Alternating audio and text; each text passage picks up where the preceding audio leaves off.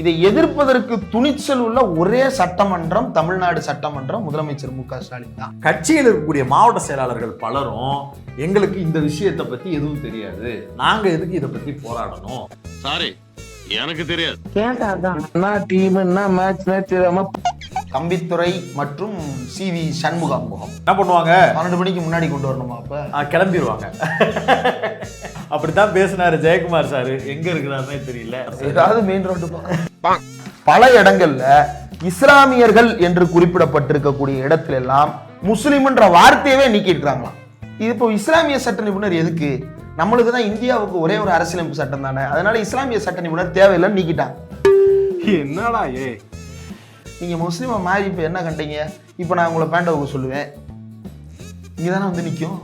இது யூதர்கள் யாரு ஜெர்மானியர்கள் யாருன்னு ஹிட்லர் எப்படி தீர்மானம் பண்ணானோ அதுக்கு இணையானது இல்லையா? அது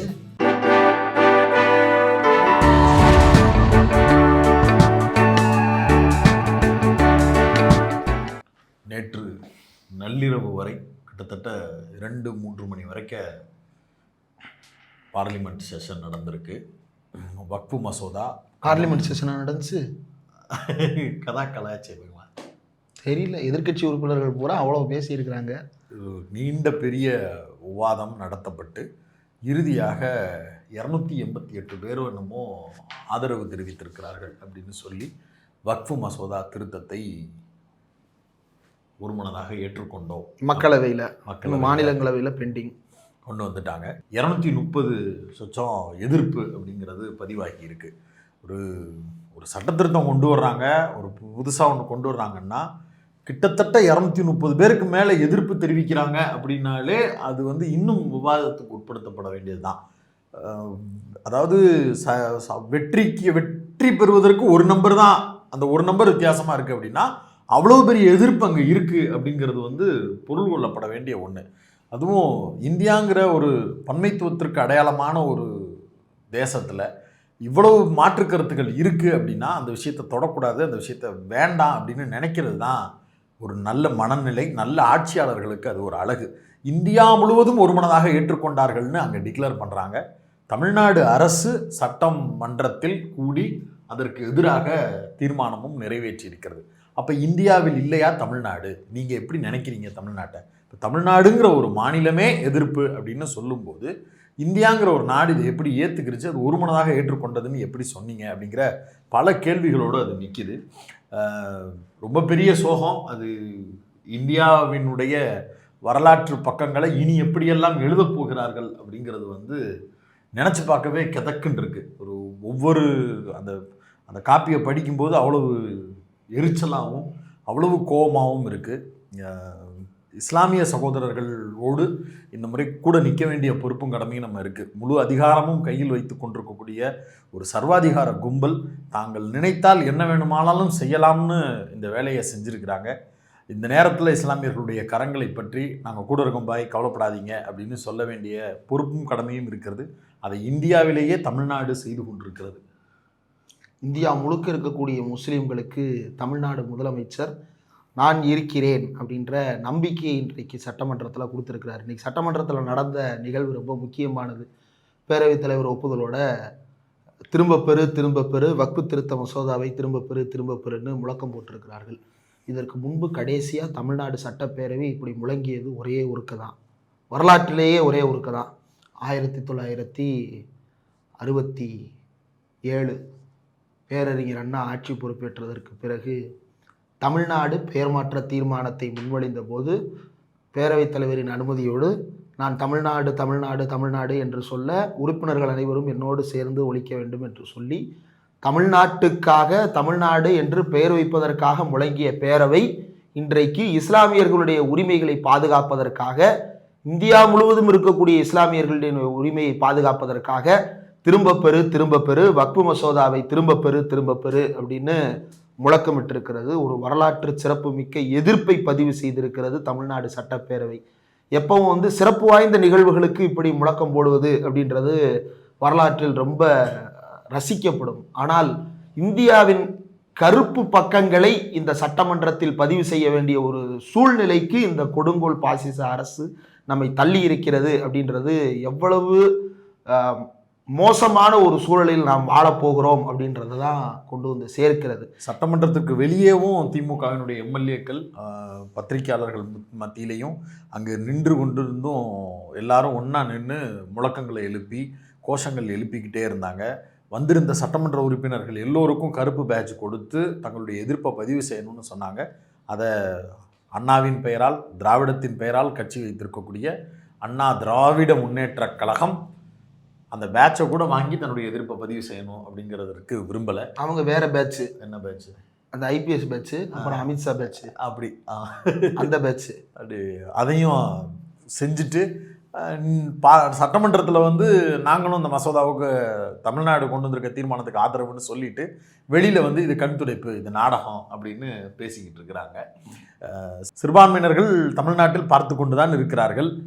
தமிழ்நாட்டு மக்களும் பார்த்து கொண்டு தான் இருக்கிறார்கள். எனக்கு தெரிஞ்சு இன்னைக்கு பில் ஆகலன்னு நினைக்கிறேன்ல, ராஜ்யசபால டேபிள் பண்ணியிருக்கிறாங்க. அங்க விவாதம் நடந்துச்சுன்னா இன்னைக்கு நடந்துச்சுன்னா என்ன பண்றாங்க ராஜ்யசபால அதிமுக எம்பிக்கள் அப்படிங்கிறது தெரிய வரும். தம்பித்துரை மற்றும் CV சண்முகம் அவங்களுடைய என்ன பண்ணுவாங்க, 12 மணிக்கு முன்னாடி கொண்டு வரணுமா? அப்ப கிளம்பிடுவாங்க.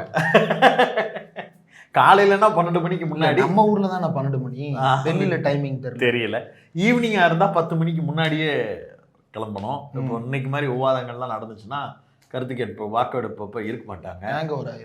டயர்டாயிருவாங்க. ரொம்ப நேரம் உட்கார்ந்து இருந்தா ஒரு மாதிரி தலைக்குன்னு. அப்ப அதிமுகவுடைய ரோல் என்ன அப்படிங்கிறத நம்ம பார்க்கணும். ஏன்னா கரெக்டா அந்த நேரத்துல வெளிநடப்பு அப்படின்னு கிளம்புறதுக்கு ஒரு வாய்ப்பு இருக்கு. நாங்க உள்ள இல்லாதப்ப இதை கொண்டு வந்துட்டாங்க அப்படின்னு சொல்றதுக்கு வாய்ப்பு இருக்கு.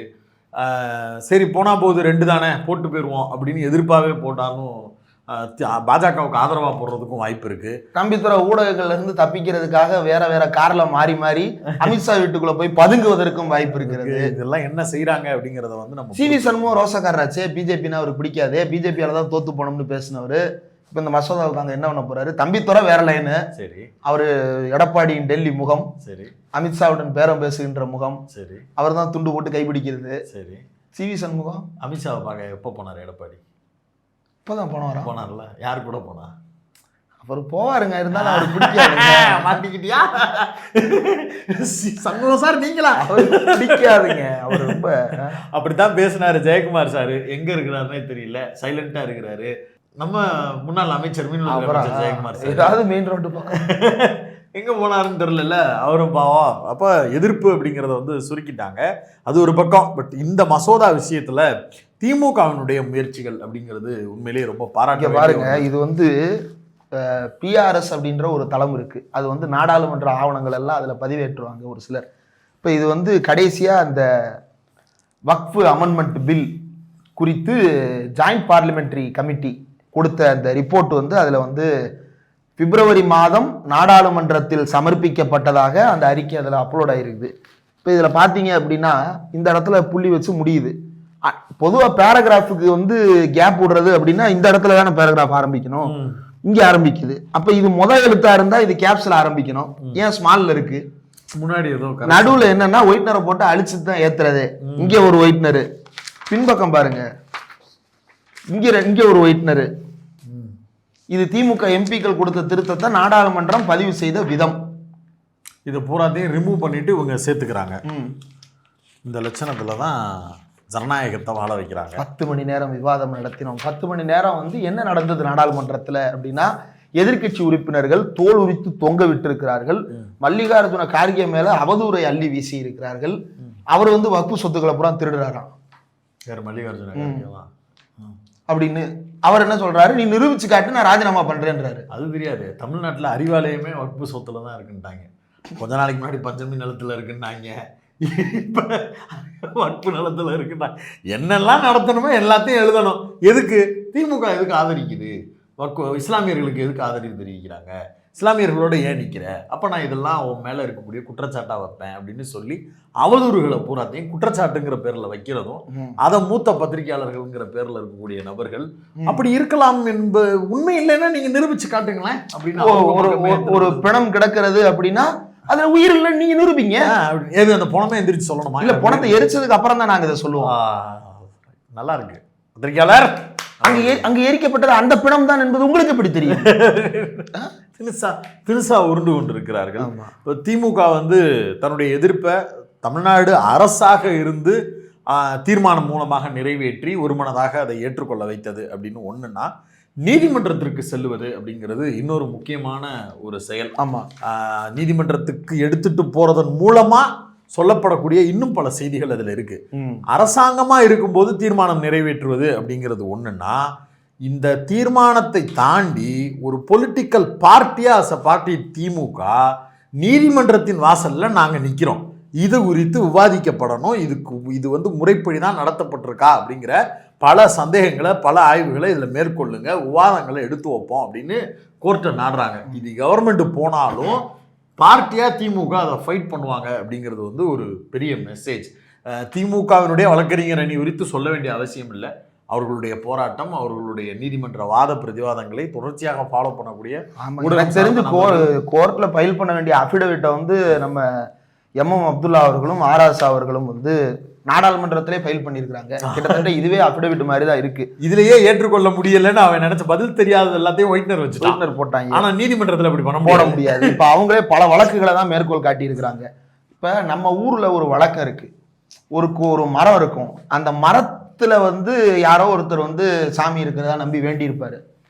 வேண்டுனது நடந்த உடனே அவர் என்ன செய்வாரு, அந்த மரத்துல ஒரு துணி கட்டுவாரு, ஒரு தொட்டில் கட்டுவாரு, ஒரு பொட்டு வைப்பாரு, ஒரு வேல் வைப்பாரு, ஒரு செங்கல் வைப்பாரு, விளக்கு ஒன்று வைப்பாரு, இப்படி ஏதோ ஒன்று பண்ணுவாங்க. அப்ப அது நாளடைவில் என்னவா மாறும், ஒரு வழிபாட்டுக்குரிய இடமா மாறும், ஒரு குலதெய்வமா மாறும். அதுக்கப்புறம் அதுல நம்மவா வந்து உண்டியல போட்டு அதுக்கப்புறம் அவ வந்து உண்டியல போட்டு உட்காந்துருவா. இதுதான் நடக்கும். இப்ப இது வந்து என்ன அப்படின்னா பை யூசேஜ். அது வந்து அதற்காக நிர்ணயிக்கப்பட்ட இடமாக இல்லாமல் இருக்கலாம், ஆனால் வழி வழியாக அந்த இடத்தில் ஒரு விஷயம் நடந்து கொண்டிருக்கிறது என்ற அடிப்படையில் அதை வந்து அங்கீகரித்து விட்டு அதை ஏற்றுக்கொள்வது அப்படின்றது பொதுமக்களுக்கு இடையூறு இல்லாத வகையில் இருக்கின்ற பட்சத்தில் இப்படி இருக்கு இல்லையா. இதே மாதிரி எல்லா மதத்துக்கும் இருக்கு. இந்து மட்டும்தான் ஒரு இடத்துல போய் புதுசா வந்து ஒரு இடத்துல வந்து சாமியை கண்டுபிடிக்கிறது இல்லை. எல்லா மதத்திலையும் வந்து நம்பிக்கை இருக்கக்கூடிய இடங்களில் வழிபடுவது அப்படின்றது வந்து தொடர்ந்து இருக்கக்கூடிய ஒரு விஷயம். அது பகுத்தறிவுக்கு ஒவ்வாது, அதெல்லாம் தனி சாப்டர். அது வேற மத டிபேட்டுக்குள்ளே நம்ம போல பை யூசேஜ் தான் நம்ம பேசுறோம். இப்ப வக்ஃபு பை யூசர் கான்செப்ட் அப்படின்னு ஒண்ணு இருக்குது. அதாவது என்ன அப்படின்னா, ஒரு இடத்தில் இருக்கக்கூடிய சொத்து என்பது வக்ஃபு சொத்தாக தொடர்ந்து நீண்ட காலமாக அது வந்து பொது பயன்பாட்டில் இருக்குது, வக்ஃபுக்காக இருக்கிறது அல்லது இஸ்லாமியர்கள் பயன்பாட்டில் இருக்கிறது அப்படின்னா, இனி அந்த மாதிரியான இடங்கள் உருவாகாமல் தடுப்பதற்கு இந்த சட்டம் ஒரு வழியை உருவாக்கி இருக்கிறது. அப்ப பரவாயில்லையே அப்படின்னு சிலர் யோசிக்கலாம். எப்படி அப்படின்னா, இவங்க வந்து வக்ஃபு பை யூசர்ன்ற கான்செப்டையே இந்த சட்டத்துல இருந்து எடுத்துட்டாங்க. எடுத்தது மட்டுமல்ல, இப்ப திருத்தம் கொண்டு வர்றாங்க. யாரு திருத்தம் கொண்டு வர்றா அப்படின்னா, தேஜஸ்வி சூர்யா, நிஷிகாந்த் தூபே, லவு ஸ்ரீ கிருஷ்ணதேவராயலு அப்படின்ற 3 பேர் சேர்ந்து இந்த சட்டத்தினுடைய கிளாஸ் 3ல வந்து ஒரு அமெண்ட்மெண்ட் கொண்டு வராங்க. கிட்டத்தட்ட 3 விஷயங்களை திருத்தம் கொண்டு வர்றாங்க அந்த கிளாஸ் 3ல. அந்த திருத்தங்கள் என்ன அப்படின்னா, முதல்ல அந்த வக்ஃபு யூசர்ன்ற கான்செப்டை ஒழிச்சது தப்பு, பரவாயில்லையே ஆதரவா இருக்கே அப்படின்னா, இனிமேல் வக்ஃபு யூசர் கான்செப்ட் கிடையாது, பழசெல்லாம் அப்படியே இருக்கலாம், பரவாயில்லையே பழசெல்லாம் அப்படியே இருக்கலாமா, அங்கதான் ஒரு இக்கு.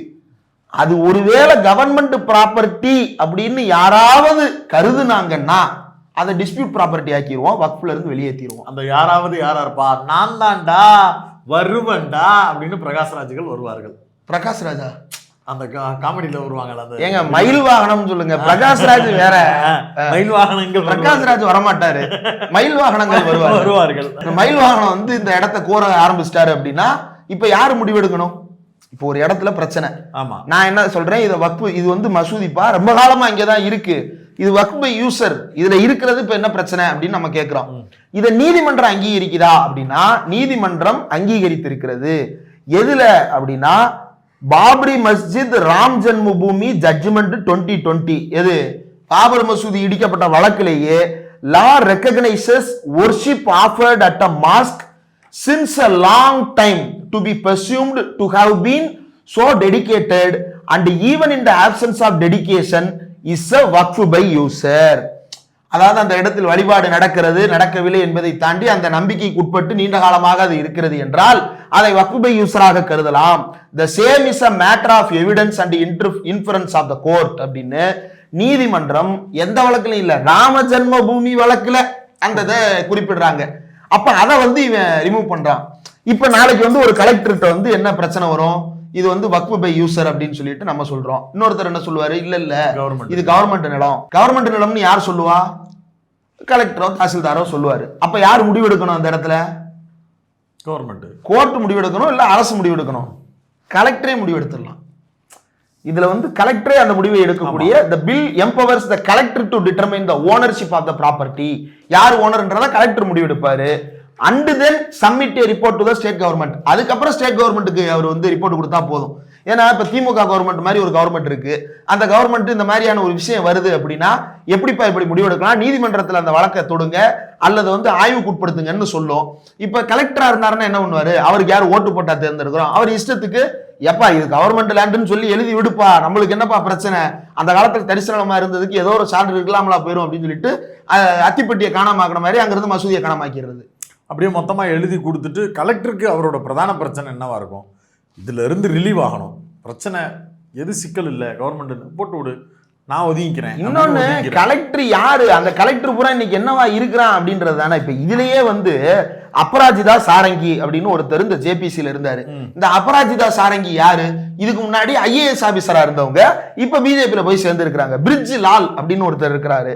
அந்த பிரிட்ஜ் லால் யாரு, இதுக்கு முன்னாடி ஐபிஎஸ் அதிகாரியாக இருந்தவர். அபிஜித் கங்கோபாத்யாய் அப்படின்னு ஒருத்தர் இருக்கிறாரு. அவர் டிஎன்பிஎஸ்சி மாதிரி வெஸ்ட் பெங்கால் பப்ளிக் சர்வீஸ் கமிஷன்ல இருந்தவர். அதுக்கப்புறம் அவர் வந்து ஜட்ஜா மாறிடுறாரு எக்ஸாம் எழுதி. ஞாபகம் நம்ம சந்தோஷ் கூட பஞ்சு போட்டிருக்காப்ல, அதை வச்சு மார்ச் மாசம் 5ஆம் தேதி ரிசிக்னேஷன் பண்ணிட்டு 7ஆம் தேதி கட்சியில போய் சேர்ந்து எதுக்கு, மம்தாவுக்கு எதிராக ஒரு தீர்ப்பு எழுதுறதுக்கு அல்லது ஸ்டேட் கவர்மெண்ட்டுக்கு எதிராக தீர்ப்பு எழுதுறதுக்கு கொடுக்கப்பட்ட ரிவார்டு. இப்ப இப்படிப்பட்ட அதிகாரிகள் இந்தியா முழுக்க இருந்து கொண்டே இருக்கிறார்கள். இந்த அதிகாரிகளை வைத்து இவர்கள் ஏற்கனவே அதிகார வர்க்கத்துல RSS ஊடுருவலை பத்தி நம்ம பேசி இருக்கிறோம். அப்படிப்பட்ட அதிகாரிகள் வக்ஃப் பை யூசர் கான்செப்ட் அவங்க கையில கொண்டு போய் கொடுத்தோம்னா என்ன முடிவெடுப்பாங்க, பிரதான பிரச்சனையை கொண்டு போய் தீர்வாக யாருக்கிட்ட கேட்கறது அப்படிங்கிறதுல பேசிக்காக இருக்கக்கூடிய பிரச்சனைகளில் யோசித்து பார்த்தாலே இது ரொம்ப ஷாக்கிங்கான ஒன்று. ஒரு நிலம், அந்த நிலத்தினுடைய முடிவுகளை எடுக்கிறதுக்குன்னு சட்டத்திட்டங்கள் ஏற்பாடு பண்ணி ஒன்று பண்ணுறதை விட்டுட்டு லோக்கலில் இருக்க பஞ்சாயத்துக்காரரையே கூப்பிட்டு நீங்கள் தீர்வு சொல்லுங்கன்னு சொல்லக்கூடியது ரிவர்ஸில் எடுத்துகிட்டு போகிறது. கலெக்டர் எப்படி இதுக்கு ஒரு தீர்வு சொல்ல முடியும், கலெக்டர் யாரை கூப்பிட்டு கேட்பாரு, அந்த ஏரியாவில் பவர்ஃபுல்லான சொன்னவங்க கூடிய வார்த்தையை தானே கேட்டுட்டு போவார். அப்படி எல்லா பிரச்சனையும் கலெக்டர் மூலமாவே தீர்த்துக்கலாம். தமிழ்நாட்டில் இருக்கிற கலெக்டரை விடுங்க, உத்தரப்பிரதேசல இருக்கக்கூடிய கலெக்டர் என்ன பண்ணுவாருங்க, எல்லா ஊர்லயுமே கலெக்டர் அவ்வளவுதாங்க. ஆமா, தமிழ்நாடா இருந்தாலும் அப்படிதான். அவருக்கு என்ன ஓட்டு வாங்கணும்னு எதுவும் கவலையா, கஷ்டமா, இஷ்டத்துக்கு முடிவு எடுத்துட்டு போக வேண்டியதுதான். அவரு ஒரு ஐஏஎஸ் எக்ஸாமுக்கு ப்ரிப்பேர் ஆகுறவங்களே எப்படி எல்லாம் படிக்கிறாங்கன்னு பார்க்க தெரியுது. ஆமா, முழுக்க முழுக்க ஒரு ஹாஃப் டோன்ல தான் அந்த வேலையே நடக்குது. ஆமா, அப்படிப்பட்டவங்கள்ட்ட போய் நீங்க ஓகே இப்படி வந்து மக்கள் விரோதமாக கொண்டு வரப்பட்டிருக்கின்ற இந்த சட்டம் இப்படி பாயிண்ட் பை பாயிண்டா விலக்கி திமுக உறுப்பினர்கள் பேசி இருக்கிறாங்க. எடப்பாடி ஒரு உப்புக்காக பத்தி என்ன பேசுறாரா அப்படின்றது தெரியல. ஆய்வாளர்கள் சொல்லுவாங்க தோசை சுட்டுக்கிட்டு இருக்கிறாங்க. அந்த தோசை சுட்டு முடிஞ்ச உடனே நம்மளுக்கு என்ன வேணுமோ அதை அவங்க பார்த்து எழுதி கொடுத்துருவாங்க. இதுல இன்னும் என்னென்னலாம் நடக்குது அப்படின்னா, பல இடங்கள்ல இஸ்லாமியர்கள் என்று குறிப்பிடப்பட்டிருக்கக்கூடிய இடத்துல எல்லாம் முஸ்லிம்ன்ற வார்த்தையவே நீக்கிட்டுறாங்களாம். எதனால? இது ஹிந்துக்கள் சம்பந்தப்பட்டதா? இது வந்து ஒரு மதசார்பற்ற நாடு, யாருனாலும் எதனாலும் இருக்கலாம். அதனால வந்து முஸ்லிம்ன்ற வார்த்தையை நாங்க வந்து தேவையில்லைன்னு ரிஜெக்ட் பண்றோம். அறநிலையத்துறை கட்டுப்பாட்டில் இருக்கக்கூடிய கல்லூரிகள்ல காலேஜ் ப்ரொஃபஸர் போஸ்டிங் போட்டாலே கட்டாயம் ஹிந்துக்கள் தான் இருக்கணும். வாத்தியாருக்கு அது காலேஜ், கோவில் வேலைலாம் கிடையாது, பாடம் சொல்லி கொடுக்குற இடம். இங்க என்ன காலேஜே கூடாதுன்னு கேஸ் ஆலய பாதுகாப்பு குழுன்னு ஒரு குரூப் இருக்கிறாங்க, காலேஜ் நடத்தக்கூடாதுன்னு கேஸ் போட்டுருக்காங்க, அன்னதானமே போடக்கூடாதுன்னு கேஸ் போடுறாங்க. என்ன கொடுமை? ஏன்னா மக்கள், அதுவும் இந்து மக்கள், பொதுவாக இருக்கக்கூடிய மக்கள், அவங்க சாப்பிட்றதுக்கு கூட அன்னதானம் போடக்கூடாதுன்னு கை வைக்கிற ஒரு கும்பலை நீங்க பார்த்துருக்கீங்களா? அது இந்த ஆலயத்தை பாதுகாக்குன்னு சொல்றதை பார்த்துருக்கீங்களா? சரி, அப்படியே எல்லாத்துலேயும் எல்லாரும் இருக்கலாம் அப்படின்னா அறநிலையத்துறைகளில் அல்லது இந்து விஷயங்கள்ல முஸ்லீம்களையும் கிறிஸ்தவர்களையும் இணைக்க முடியுதா? அதுக்கான வேலையை நம்ம ஏதாவது பண்றோமா? அப்படி பண்றது இல்லை. ஏன் பண்றது இல்லை? இன்னொருத்தவங்க வந்து சொல்லக்கூடிய ஒப்பீனியன் தேவையில்லாத சங்கடங்களை கொடுக்கக்கூடாது, அதனால பண்றது இல்லைன்னு இதுக்கு ஒரு கமிட்டியை போட்டு சிறுபான்மையினரை வைக்கலான்னு சொல்லி போடுற லிஸ்ட்லயே முஸ்லீம்ஸ் யாரான்னு தேடி போனா RSS இருக்கு. இப்ப அனைத்து சாதியினர் அர்ச்சகர் ஆகலாம்னு ஒரு இது இருக்கு. அனைத்து சாதியினர் அர்ச்சகர் ஆகலாம். இப்ப நான் நாளைக்கு போய் வேட்டி கட்டிட்டு எனக்கு அர்ச்சகர் பதவி கொடுத்துருவாங்களா? மாட்டாங்க. நான் என்ன பண்ணணும்? படிக்கணும், வேதம் படிக்கணும் இல்லையா? வேதம் படிச்சு அதை மனப்பாடம் பண்ணி, மனப்பாடம் தான், கான்வர்சேஷன் ஸ்கில் கிடையாது, ஒன்லி ஒப்புவித்தல் போட்டி மட்டும்தான். அதுக்கு நான் பயிற்சி பெற்றால் போதும், நான் போய் ஆயிடலாம். நான் சும்மா போய் ஆக முடியாதுல்ல. இப்ப வக்ஃப் ட்ரிபியூனல்னு ஒண்ணு இருக்கு. வக்ஃப்ன்றது என்ன? இஸ்லாத்துக்காகவே கொடுக்கப்படுகின்ற நிலங்கள். அப்ப அது ஒரு புனிதத்தன்மை வாய்ந்த நிலங்கள். அப்ப அதை பத்தி விசாரிக்கணும்னா இஸ்லாமிய சட்டங்களை நன்கு அறிந்த ஒருத்தர் அதுல இருக்கணுமா கூடாதா? ஆமா, இருக்கணும். இருக்கிறார். ஆல்ரெடி ஏற்கனவே இருக்கக்கூடிய ஆக்ட்ல அட்ஜுகேட் வக்ஃப் ரிலேட்டட் டிஸ்பியூட்ஸ் பத்தி விசாரிக்கிறதுக்கு 3 பேர். அதுல ஒருத்தர் எக்ஸ்பர்ட் இன் முஸ்லீம் லா, இஸ்லாமிய சட்ட நிபுணர். இப்போ இஸ்லாமிய சட்ட நிபுணர் எதுக்கு? நம்மளுக்கு தான் இந்தியாவுக்கு ஒரே ஒரு அரசியலமைப்பு சட்டம் தானே, அதனால இஸ்லாமிய சட்ட நிபுணர் தேவையில்லைன்னு நீக்கிட்டான். என்னடா 2 பேர் முடிவு எடுத்துக்கிடுவாங்க. சட்டத்தையே நாங்க இஸ்லாமியர்களுக்கு கொடுக்க போறது இல்லை. அந்த மீதி 2 பேர் எப்படி நியமிப்பாங்க? நான் நாமினேட் பண்றவங்க தான். யாரு? ஜி. இது எது கொடுத்துக்கிட்டு எல்லாத்தையும் மோடியே முடிவெடுப்பாருன்னு சொல்லி 2 தானே. இது இருக்கு, காஞ்சி சங்கரமடம் இருக்கு. இப்ப சங்கரமட வழக்கை பத்தி ஒருத்தர் விசாரிக்கிறாரு அப்படின்னா ஒரு இந்து அறிஞரை வச்சு தானே அதை விசாரிப்பாங்க. எந்த அறிஞரை வச்சு விசாரிச்சாலும் அவங்க ஸ்மார்ட்டா, அதனால கோயிலுக்குள்ள போக மாட்டான்னு வேற ஒரு உருட்டுவாங்க. அவ்வளவு நிலம் கையகப்படுத்தி வச்சிருக்கிறாங்களே அந்த கோயிலுக்குன்னு, அந்த நிலத்தை வந்து நாளையில இருந்து ஒரு முஸ்லீம் மேற்பார்வை செய்வார் அப்படின்னா அவ ஒத்துப்பாளா? மகா பெரியவா ஒத்தும்பாளா? இந்துலயே யாரு மேற்பார்வை விடணும்ன்றதான் அவ முடிவு பண்ணுவா இல்லையா? அவ மட்டும்தான் அவ முடியும்.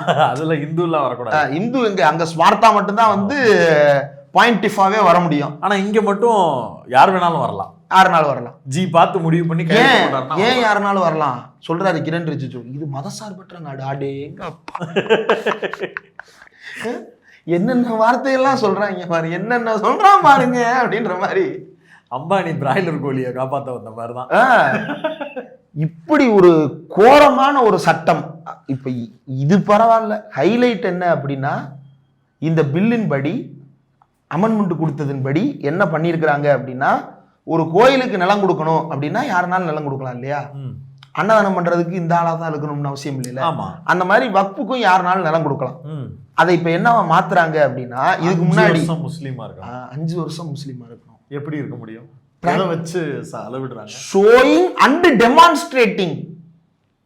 டெமான்ஸ்ட்ரேட்டிங்னா எப்படி? அவர் முதல்ல தொப்பி போட்டிருக்கணும், அதுக்கப்புறம் கழுத்துல வந்து அந்த பச்சை கலர் டாலர் போட்டிருக்கணும், தொழுதுங்கனுக்குள்ள கருப்பு கலர், நெத்தியில கருப்பு கலர்ல வட்டம் இருக்கணும், அதுக்கப்புறம் குர்தா போட்டிருக்கணும், அதுக்கப்புறம் தேடுவான்.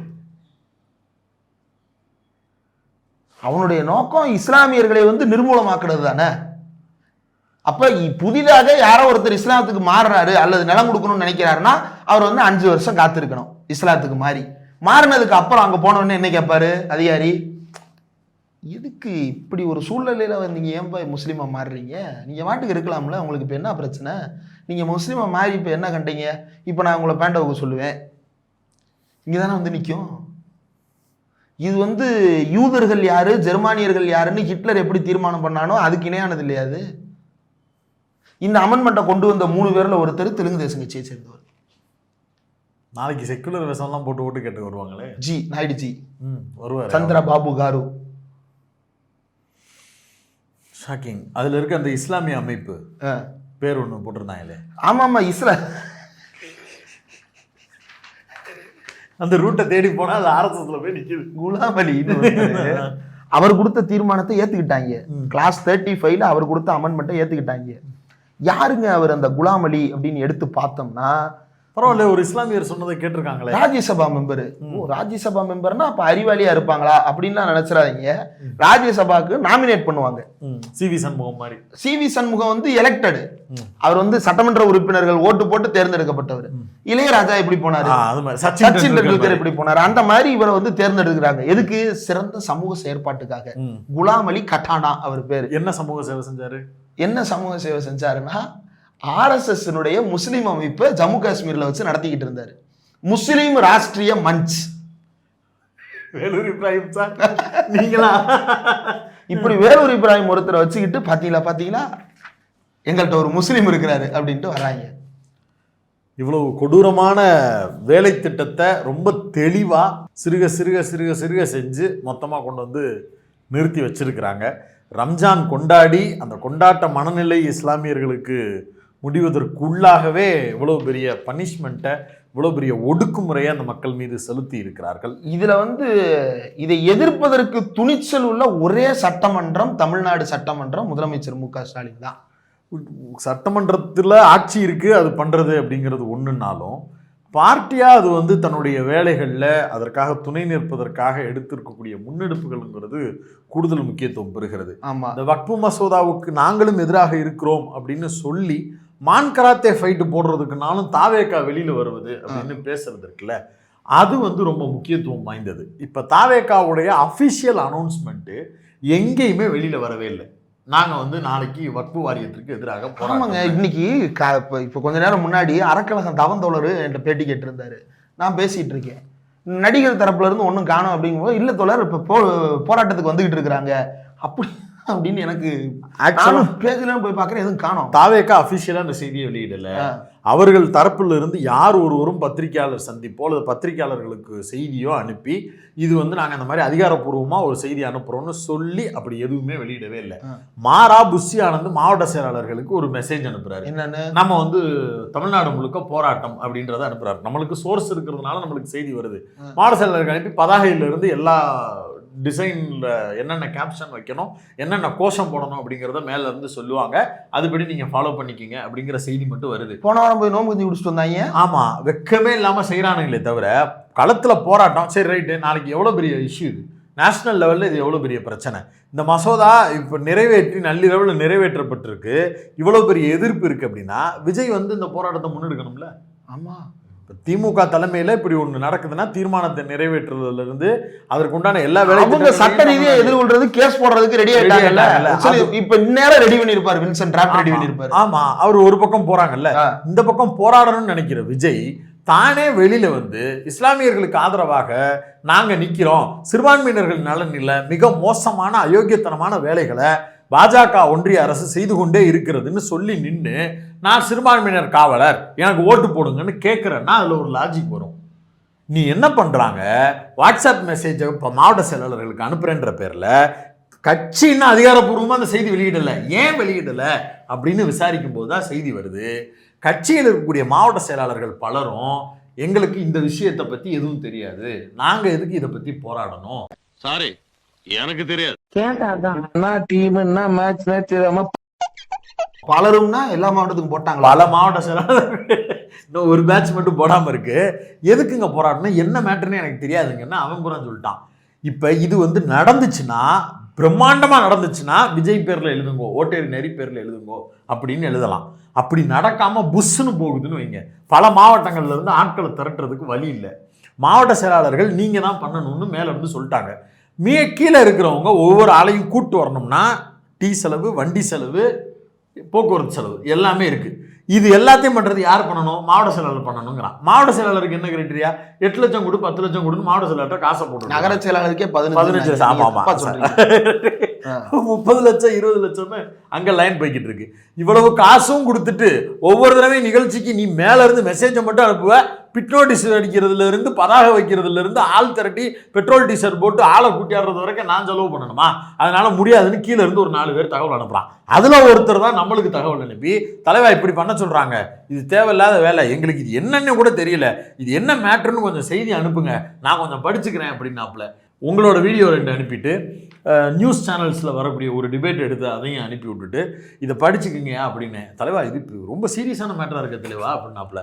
ஆமாயா ரொம்ப முக்கியமான மேட்டர், அப்புறம் ஏன் தலைவா அவர் போராடலாமே தலைவா, யார் மாவட்ட செயலாளர் ஒன்றும் இல்லை. இப்போ நேற்று பார்த்த உடனே கோவம் வந்துருச்சு. ஆமாம், கிரண் ரிஜிஜு பேசிக்கிட்டு இருக்கிறாரு, இங்கே தான் உட்காந்து கேட்டுக்கிட்டு இருந்தேன். கேட்க டென்ஷன் ஆகுது. டக்குன்னு கேமரா ஆன் பண்ணி அதை பேசியாச்சு. அது ஃபர்ஸ்ட் ரியாக்ஷன். அதுக்கப்புறம் நம்ம பேராசிரியர் கான்ஸ்டன்டைன் ரவீந்திரன் அவர்கள்ட்ட பேட்டி எடுக்கிறோம். அவர் ஒரு லிஸ்ட் போட்டு இன்னும் நமக்கு தெரியாத பல விஷயங்களை அவர் லிஸ்ட் போட்டு சொல்றாரு. இப்போ இங்கே வர்றதுக்கு இப்போ நம்ம பேசுறதுக்கு முன்னாடி இவர் நம்ம சூரிய கிருஷ்ணமூர்த்தி தோழர்கிட்ட ஃபோனில் பேசுகிறோம். அவர் அவ்வளோ விஷயங்களை சொல்றாரு. ஜேபிசி ரிப்போர்ட்ல இருந்து நம்ம எதிர்ப்பு பதிவு செய்யறதுல இருந்து பல விஷயங்களை அவர் சொல்றாரு. இது எதுவுமே விஜய்க்கு தெரியாது. இது வெறும் 20 பக்கம், மொத்த ஜேபிசி ரிப்போர்ட் 944. இது எதுவுமே தெரியாம போராட்டம் அப்படிங்கிறது திமுகவுக்கு முஸ்லீம்ஸ் ஓட்டு போட போறாங்க, திமுக ஸ்கோர் பண்ணிட்டாங்க, இதுதான் நேற்று நைட்டு விஜய்க்கு வந்த தகவல். காலையில இருந்து அதுதான் இப்ப பிரச்சனை விஜய். சரி, எடப்பாடி நெல்லையார கூப்பிட்டு போன்ல பேசினாரா? இல்ல அது தனி, நம்ம விஜய் மேட்டரை முடிச்சிருவோம். விஜய்க்கு இப்ப அதுல வந்து அடிவயிறு கலங்குது. சிறுபான்மையினர் நாமளே வந்து சிறுபான்மையினர்னு கிளைம் பண்றதுக்கு ஒரு டீமை ரெடி பண்ணிக்கிட்டு இருக்கோம்.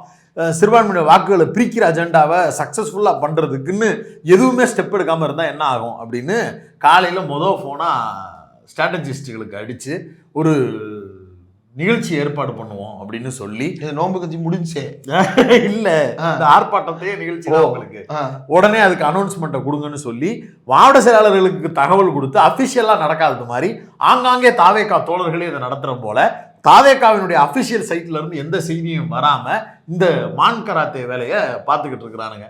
ஒன்னத்துக்கும் ஆகாத நமுத்து போகக்கூடிய, அதாவது ஒரு சீரியஸான இஷ்யூவை நமுத்து போற மாதிரி ஒரு வேலையை செஞ்சு ஒரு போராட்டத்தை முன்னெடுக்கிறதுக்கு ஒரு கட்சியால முடியும்னா அது தமிழ்நாட்டில் இருக்கிற தாவேகாவால தான் முடியும். சிலர் நினைக்கலாம் ஒருத்தவங்க வர்றாங்க அதை ஆதரிக்கலாமே அப்படின்னு சிலர் நினைக்கலாம். ஒருத்தர் வர்றதனுடைய நோக்கம் வந்து ரொம்ப முக்கியம். இப்போ ஒண்ணும் இல்ல, மாரிமுகலுக்கு கூழு ஊத்துறேன்னு எல்லாரும் தான் கலெக்ஷன் போடுறாங்க. கலெக்ஷன் போட வர்றவன் யாரு? அவன் அந்த தெருல இதுக்கு முன்னாடி என்ன பண்ணிக்கிட்டு இருந்தாங்க? விநாயகர் சிலையை வச்சுட்டு உட்காந்துருப்பாங்க, ஏய் காசு கொடு அப்படின்ட்டு. இவன் இன்னைக்கு விநாயகர் சிலை பக்கத்துல உட்கார்ந்து இருக்கிறானே, இவன் இதுக்கு முன்னாடி எங்க உட்கார்ந்து இருந்தா என்னென்னலாம் பண்ணிட்டு இருந்தான்னு யோசிச்சுதானே காசு போடுவான். அப்படி இருக்குல்ல. இப்ப அந்த மாதிரி வந்து விஜய் வர்றாரு அப்படின்னா தெளிவா எதிர்க்கணும். தமிழ்நாடு பட்ஜெட்டின் மீது விமர்சனமா, பட்ஜெட்ல துல்லியமா இந்த இடத்துல இந்த பிரச்சனை இருக்கு அப்படின்னு சொல்லி விமர்சனம் பண்ணுங்க, இல்ல போதாதுன்னு சொல்லுங்க, அல்லது வந்து இதுக்கான அலோகேஷன் கம்மியா இருக்குன்னு சார்ஜ் பண்ணுங்க. ரைட், ஃபைன், ஓகே, ஒரு ஆரோக்கியமான போக்குல வர்றாங்கன்னு எடுத்துக்கலாம். சும்மா வந்து பட்ஜெட்ல உட்கார்ந்துக்கிட்டு கல்வித்துறை மானிய கோரிக்கையில வர வேண்டியதையும் போக்குவரத்து துறை மானிய கோரிக்கையில பாதுகாப்பு சட்டம் ஒன்று தனியா அது அம்மா கீதா ஜீவனா மேடம் பேசுவாங்க, அதுல வரும். ஆணவ கொலைகளை தடுப்பதற்கு தனி சட்டம் எதுல கேட்கிறேன்? பட்ஜெட்ல கேட்கிறேன். ஓரமா போய் ரோடு போடுறது அது நம்ம கே என் நேரு அவர்கள் பேசுவாரு, மானிய கோரிக்கையில பேசுவாரு. எங்கடா விவசாயின்னு வார்த்தையை பாத்தீங்களா? அது எம்ஆர்கே பன்னீர்செல்வம் தனி பட்ஜெட் வச்சிருக்கிறாரு. எங்கடா ட்ரெயின் ரயில்வே பத்தி ஏதாவது வந்திருக்கா? அது சென்ட்ரல் கவர்மெண்ட்ரா. ஆனா ரயில்வே பத்தி வந்திருக்கு பட்ஜெட் வந்து, நாங்க தனியா ரயில் விடுறோம் அப்படின்றத குறிப்பா அறிவிச்சிருக்கு. இதுல நாம கேட்கறது என்ன அப்படின்னா, நீ எதிர்க்க வர்றீங்க அப்படின்னா என்னென்னலாம் எதிர்க்கிறீங்க அப்படின்றத பாயிண்ட். இப்ப திமுக வந்து ஒரு அங்கீகரிக்கப்பட்ட எதிர்கட்சி, நாடாளுமன்றத்துல 3வது பெரிய கட்சியாக திமுக இருக்கிறது. அதன் அடிப்படையில் அவங்க ஜேபிசியில இடம்பெற்று இருக்கிறாங்க. ஜேபிசியில இப்படி 20 பக்கத்துக்கு டிராப்ட். எம்எம் அப்துல்லா அண்ணன் சொல்றாரு, அவர் இன்னைக்கு ஒரு கூட்டத்தில் பேசும்போது, நாடாளுமன்ற மாநிலங்களவை உறுப்பினர் எம்எம் அப்துல்லா சொல்றாரு, இதுல வந்து பெரும்பாலான விஷயங்களை, நான் ஒரு முஸ்லிம், ஆனால் நான் சொல்லாத, நான் பார்க்காத பல விஷயங்களை ஆராசா அவர்கள் பார்த்திருக்கிறார். அவர் எந்த மத நம்பிக்கையும் இல்லாதவர் தான், ஆனா இஸ்லாமியர்கள் தரப்பிலிருந்து பார்க்க வேண்டிய பார்வையை நான் விட்டாலும் அவர் விடவில்லை. அவ்வளவு தீவிரமாக இரவும் பகலுமாக உட்கார்ந்து 2 பேரும் படிக்கிறோம், 2 பேரும் எழுதுறோம் அப்படின்றத அவர் பதிவு பண்றாரு. நீ ஷூட்டிங் முடிச்சுட்டு வந்துட்டு புஷியானந்து கால் பண்ணி, அண்ணா அதை பார்த்தீங்கன்னா அப்படின்னா போதுமா? ஸ்ட்ராட்டஜிஸ்டுக்கு தான் கால் பண்ணி சொன்னாரு. ஸ்ட்ராட்டஜிஸ்டா? எந்த ஸ்ட்ராட்டஜிஸ்ட்? இப்ப பல பேர் தெரியும்.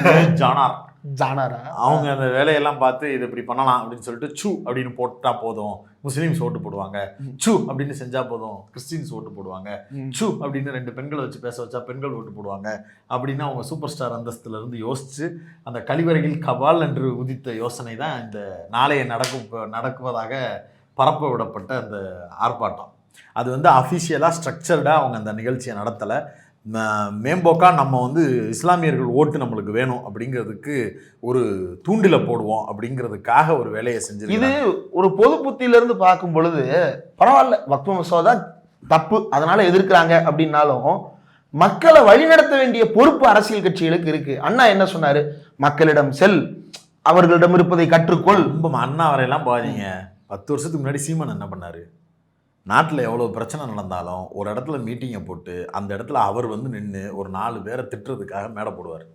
ஒட்டுமொத்த உணர்வாகவும் ஒட்டுமொத்த பிரச்சனையினுடைய சாரத்தையும் வெவ்வேறு இடங்களில் நடக்க வேண்டிய எதிர்ப்பு குரல்கள் பூராத்தையும் ஃபில்ட்ரேட் பண்ணி ஒரு இடத்துல ஐக்கியமாக்குறதுக்காக ஒரு ஐபி மாதிரியான ஒரு உளவுத்துறை மாதிரியான நபர்களின் கட்டமைப்பில் நின்று ஒரு இடத்துல ஸ்டேஜை போட்டு கோஷம் போட்டுட்டு அங்கேருந்து அப்படியே கிளஞ்சு போகணும். அப்படியே பண்ணாமா? இல்லை, நீங்கள் சாப்பிட்டது எத்தனை கறி இட்லி? ஏன் ரொம்ப நல்லா பேசுறேன். என்ன சொல்ல வர்றீங்க இப்போ? இல்லை, மொத்தமாக அந்த இடத்துல வச்சு கழுவில் ஏற்றி அனுப்பிச்சி விட்ருவாங்க. இதே தான் விஜயை வச்சு இப்போ நடக்கக்கூடிய ஸ்ட்ராட்டஜி. நீ எல்லாத்தையும் பண்ணு, எல்லாம் பண்ணு, ஆனால் ஒரு இடத்துல பண்ணு.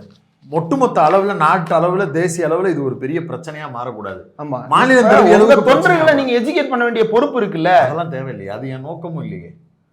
நான் வாங்கின பேமெண்ட் இதான் எனக்கு ஜனநாயகம் இல்ல. கடைசி படம் திமுக காரங்க எத்தனை பேர் டீலிமிட்டேஷன் பத்தி டாக்குமெண்டா டவுன்லோட் பண்ணி படிச்சுட்டு இருக்காங்க தெரியுமா? ஆமா, ஏங்க மாவட்ட செயலாளரே எனக்கு போன் பண்ணி கேட்கிறாருங்க, இது என்ன மேட்ரு, வக்பு ஏதோ சொல்றாங்க தலைவா, என்ன தலைவான்னு. எந்த மாவட்ட செயலாளர்? தாவேகா மாவட்ட செயலாளர். வக்புனா என்ன தலைவா, அது என்ன தலைவா, என்ன தலைவா இது அப்படின்னு கேட்கிறாரு. அந்த நிலைமையில தான் இருக்கு. ஆமா, இப்படி ஒரு, அதாவது மக்களை வழிநடத்த வேண்டியது ஒரு அரசியல் கட்சி, அதனுடைய தலை. அதனாலதானே தலைவர்னு பேரு அந்த பொறுப்புக்கு. அது வெற்றி தலைவர். இனிமே அவர் வெற்றி தலைவர், ஜெயிக்க போறாரு. அது டைரக்டர் இல்ல, ரூ. அது வெற்றி தலைவர். வழி நடத்துறதுக்காகத்தான் ஒருத்தரை தலைவர் அப்படின்னு தேர்ந்தெடுக்கிறோம். தலைவருக்கே ஒன்றும் தெரியல அப்படின்னா சரி, அப்ப தொண்டர்கள் அவ்வளவு இருக்கிறாங்களா அப்படின்னா அவங்க பூரா உங்களுக்கு கால் பண்ணி கேட்டுக்கிறாங்க. இப்படி இருக்கக்கூடிய ஒரு சூழ்நிலையில இந்த கட்சி இப்ப இதுதான் சீமான் புலம்பலுக்கு காரணம். இப்ப கிளாரிஃபை ஆகுது இல்ல, அவர் என்ன புலம்புறாரு, நபிகள் நாயகமே சொன்னாலும் இங்க இருக்கக்கூடிய முஸ்லிம் திமுக தவிர வேற யாருக்கு ஓட்டு போட மாட்டாங்க. உண்மையிலே நபிகள் நாயகம் இருந்து அவர் இங்க சொல்றாரா அப்படின்றதெல்லாம் வேற. ஆனால் இன்றைக்கும் இஸ்லாமியர்களுக்கு என்று தனியாக அமைப்புகள் இருக்கின்றன, கட்சிகள் இருக்கின்றன, அவர்களுக்கு ஆதரவு இருக்கிறது, எல்லாம் இருக்கிறது. ஆனாலும் பெரும்பான்மையான சிறுபான்மையினர் திமுகவை ஆதரிக்கிறார்கள் அப்படின்னா, இன்னைக்கு சட்டமன்றத்தில் ஸ்டாலின் பேசினார் இல்லையா, அது மட்டும் அல்ல, உச்சநீதிமன்றத்தில் வழக்கு நடத்துவோம்னு சொன்னார் இல்லையா, அதுவும் சேர்த்து தான். அந்த அளவுக்கு இஸ்லாமியர்களை தோளுக்கு தோல் நின்று பாதுகாக்கின்ற இயக்கமா அந்த இயக்கம் இருக்கு. அந்த நம்பிக்கை ஒரு நாள் 2 நாள் இல்லைங்க. 1949 இருந்து இப்போது வரைக்கும் கன்சிஸ்டண்டா ஒர்க் பண்ணி அந்த நம்பிக்கையை சம்பாதித்திருக்கிறார்கள். இன்னொன்னு, இது ஏதோ பாசிங்ல கடந்து போற செய்தியா நினைக்கிறாங்க. பெரும்பான்மைவாதம்னு ஒண்ணு கற்பிக்கிறாங்கல்ல, சிறுபான்மையினர்களோடு கூட நிற்பது. அந்த பெரும்பான்மை வாதத்தில் சிறுபான்மையினருக்கு இடமில்லாத பெரும்பான்மை வாதம்னு ஒண்ணு பேசுறாங்க. அதாவது நீங்க வெளிப்படையா முஸ்லிம்ஸுக்கு ஆதரவு தெரிவிக்காதீங்க, இந்துக்கள் ஓட்டு போயிடும் அப்படின்னு நினைக்கக்கூடிய சாஃப்ட் இந்துத்துவா மனநிலை இருக்கக்கூடிய நார்த்தில் இருக்கக்கூடிய அரசியல் தலைவர்களை பார்க்குறீங்க. ஏன் சவுத்துலேயே அப்படி நினைக்கக்கூடிய பல அரசியல் தலைவர்களை பார்க்குறீங்கல்ல. அதனால தான் ரம்ஜான் வாழ்த்து கூட சொல்கிறதுக்கு தயங்குறாங்க. அதிகாரிகள் வெளிப்படையாக தங்களுடைய மார்க்கம் சார்ந்து நடத்தக்கூடிய நிகழ்வுகளுக்கே போய் பங்கெடுக்க முடியாத நெருக்கடிக்கு வர்றாங்க. இவ்வளவு பெரிய மோசமான சூழல் நிலவும் போது வெளிப்படையாக வாக்கு அரசியலில் இருக்கக்கூடிய ஒரு கட்சி பெரும்பான்மை மக்களினுடைய வாக்குகளை பெற்று தன்னிகரற்ற ஒரு தலைவராக நிற்கக்கூடிய இடத்துல, ஏன்னா இதுவரைக்கும் திமுகவில் இவ்வளோ பெரிய ஓட்டிங் பர்சன்டேஜ் கலைஞருக்கு கூட கிடைக்கல. அப்படி ஒரு ஆளாக தமிழ்நாட்டுக்குள்ள தமிழ்நாட்டு முதலமைச்சருக்கு கிடைச்சிருக்கு. அப்படிப்பட்ட இடத்துல இருக்கக்கூடிய நம்பிக்கை பெற்ற ஒருத்தர் வெளிப்படையாக டிக்ளேர் பண்ணுறாரு, நான் இஸ்லாமியர்களோட நிற்கிறேன், இந்த நேரத்தில் இஸ்லாமியர்கள் பிரச்சனை நம்மளுடைய பிரச்சனை போல நாம குரல் கொடுக்கணும். ஒன்றும் இல்லை, பாஜகவோட 4 மசோதாவுக்கு ஆதரவு தெரிவிக்கிறேன்னு சொன்னா மிஸ்ஸிங்ல செட்டிங் பண்றது எப்படின்னு அவனே சொல்லி கொடுக்க ரெடியா இருக்கிறான். ஆனாலும் அதை எதிர்த்து நிற்கிறாங்கல்ல. அது வெளிப்படையா நிற்பது அப்படிங்கிறது இந்தியாவே வேற ஒரு திசையில இருக்கும்போது இப்படி ஒரு பொலிட்டிக்கல் பார்ட்டி செய்ய முடியும், செய்யணும், அதுதான் சரி, அதுதான் அறம்னு நிற்கிற இடம் தானே சிறுபான்மையினர்களுக்கு திமுக மீது வைக்கக்கூடிய நம்பிக்கைக்கு காரணம். அந்த நம்பிக்கையை புரிஞ்சுக்கிற முடியாத தற்கூறிகள் தான் வெளியில நின்றுக்கிட்டு திமுக என்ன செஞ்சிச்சு இஸ்லாமியர்களுக்கு, திமுக என்ன செஞ்சிச்சு தலித்துகளுக்கு, திமுக என்ன செஞ்சிச்சு கிறிஸ்தவர்களுக்கு அப்படின்னு. அதெல்லாம் அவன் சம்மந்தப்பட்ட ஆட்கள் வெளிப்படையாக சொல்கிறான். எங்களுக்கு என்னெல்லாம் நடந்திருக்கு, நாங்கள் எங்கே சேஃபாக இருக்கோம் அப்படிங்கிறது எல்லாத்தையும் இந்தியாவில் இருக்கக்கூடிய எல்லா மாநிலங்களையும் கம்பேர் பண்ணும்போது சொல்கிறாங்க. அதனால் இருக பற்றி கொள்ள வேண்டிய நேரம் இது. நிச்சயம் தமிழ்நாடு அரசு இதை அடுத்த கட்டத்திற்கு வாத பரிவாதங்களுக்கு எடுத்துகிட்டு போகும். அது மிகப்பெரிய அளவுக்கு விவாத பொருளாக மாறணும் அப்படிங்கிறது தான் எல்லாருடைய விருப்பமும் வேண்டுகோளும். ஆமாம், அந்த சுப்ரீம் கோர்ட் வழக்கில் இன்னும் என்னென்னலாம் பாஜக தரப்பில் தன்னைத்தானே எக்ஸ்போஸ் பண்ணிக்கிட போகிறாங்க அப்படின்றதையும் பொறுத்திருந்து பார்க்கணும். இந்த மற்ற கட்சிகள், தமிழ்நாட்டில் இருக்கக்கூடிய எல்லா கட்சிகளுக்கும் இதை பேச வேண்டிய பொறுப்பும் கடமையும் இருக்கு. ஒரு போட்டி அரசியலுக்காகவாவது இதை ஆரம்பிக்கிறீங்க அப்படின்னா தெளிவுபடுத்துங்க. இந்த இவ்வளவு பிரச்சனை இருக்கு அப்படின்னு பேசுறோமே, இந்த பிரச்சனைகளை கொண்டு போய் பேசுங்க. இப்ப இது என்ன அப்படின்னா, விஜய் மாதிரியான மேம்போக்காக மதசார்பின்மை பேசக்கூடிய நபர்கள் என்னவா மாறுவான்னா, இந்த தெலுங்கு தேசம் கட்சியில லவு ஸ்ரீ கிருஷ்ண தேவராயலு இந்த மாதிரி போய் நிற்பான், பவன் கல்யாண் மாதிரி நிற்பான். அப்படிதான் போய் நிற்கும். அதனால ரொம்ப முக்கியம், அப்படிதான் போக போகுது. அது நல்லா தெரியும். இது தெரியாம பல பேர் நம்பிட்டு இருக்கீங்க. ஒரு நாள் தெரியும் பொழுது ஐயோ அண்ணா இப்படிலாம் பேசுறாரு, கூட நின்றுக்கலாம் போல திமுகவுடைய அப்படின்னு ஃபீல் பண்ற அளவுக்கு கொண்டு விட்டுட்டு போயிடுவானுங்க. அவனுடைய நோக்கம் வாக்குகளை சிதறடிக்கிறது இல்லை. வாக்கு என்பது என்ன? மக்கள் திரள். அந்த மக்கள் திரள சிதறடிக்கிறது, மக்களை சாதி சாதியாக மதம் மதமாக பிளவுபடுத்துவது அவனுடைய நோக்கம். அந்த வேலை திட்டத்தை இப்போ 3 கோடம் 300 கோடம் கோடு போட்ட அணில் வந்து சமூகத்திலும் கோடு போட்டு கொண்டிருக்கிறது. இது பிளவுபட்டிருக்க வேண்டிய நேரம் அல்ல, ஒருங்கிணைந்திருக்க வேண்டிய நேரம். அனைத்து கட்சிகளும் தீவிரமாக இந்த பிரச்சனைகளை வக்புல கிளாஸ் பை கிளாஸ் இதை எப்படி டிசைட் பண்றது அப்படின்றது குறித்து நாடாளுமன்றத்தில் ஜேபிசியில எல்லா எதிர்கட்சிகளும் கொடுத்துருக்குறாங்க. அவங்களுடைய பார்வையை தயவு செய்து அந்த டாக்குமெண்ட்டை பிஆர்எஸ் தளத்துல இருந்து டவுன்லோட் பண்ணி படிங்க. அதை படித்து மக்களுக்கு கொண்டு போய் சேர்க்க வேண்டிய பொறுப்பும் கடமை எல்லா அரசியல் கட்சிகளுக்கும் இருக்கு. அதே நேரத்தில் இந்த மேம்போக்காக பேசுபவர்களை வந்து மக்கள் உஷாராக அணுக வேண்டிய நேரம் இது. இது வந்து ஒரு இருண்ட காலத்தை நோக்கி நாம் நகர்கிறோம்.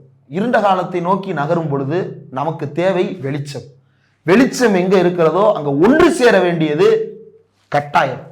அந்த வெளிச்சத்தை நோக்கி மக்கள் ஒன்று திரண்டிருக்கிறார்கள் அப்படின்றது தமிழ்நாடு 2014, 2019, 2024 தொடர்ந்து காட்டியிருக்கக்கூடிய செய்தி. இப்ப முதலமைச்சர் ஸ்டாலின் காட்டிய எதிர்ப்பை போலவே பாருங்க, உத்தரப்பிரதேசத்துல இருக்கக்கூடிய ஒரு கட்சி சமாஜ்வாதி, அப்ப அவங்கெல்லாம் அங்க இந்துத்துவா பிளே பண்ணாங்க அப்படின்னா வந்து பல மடங்கு அவங்களுக்கு லாபம் கூட கிடைக்கலாம். பாஜகவோட கூட்டணி கூட வைக்க வாய்ப்புகள் எல்லாம் ஓப்பன்ல தான் பாஜக வச்சிருக்குது. ஆனாலும் அகிலேஷ் யாதவ் நேற்றைக்கு நாடாளுமன்றத்துல நள்ளிரவு என்றும் பாராமல் இருந்து கடுமையான எதிர்ப்பு அவர் பதிவு செய்யறாரு. ஓவைசி என்னதான் பல நேரங்கள்ல மாற்று கருத்து இருந்தாலும் கூட இப்போதும் மாற்று கருத்து இருக்கு. ஆனா இதுல ஓவைசியும் கூட ரொம்ப முக்கியமான ஒரு பங்கை ஆற்றி கொண்டிருக்கிறார். அவ்வளவு பேரும் தீவிரமா இதை பேசிட்டு இருக்கிறாங்க. ஆனா இங்க வந்து இந்த பிளவுவாதிகள் வந்து நாளைக்கு அப்ப நான் இந்த நாடகட்டோன்னு நாளைக்கு கொண்டு வருவாங்களா? எல்கேஜி யூகேஜி சண்டை போடுறாங்க. அது எல்கேஜி யூகேஜி சண்டை, இது எல்கேஜி யூகேஜி சண்டைன்னு தானே சொல்லுவாங்க. சாஸ்திர சம்பிரதாயத்துக்காகலாம் நீங்க போராட மாட்டீங்களே? மாட்டார்ல. இப்ப எதுக்கு போராடுறீங்க அண்ணே? மாவட்ட செயலாளர் அண்ணே, டிபேட்ல எல்லாம் பேசுறீங்க, சங்கடமே இல்லாம. இதுக்கு பதில் என்ன? பார்ப்போம். சட்னி எப்படி இருக்குன்னு தெரியல, பார்ப்போம். நன்றி.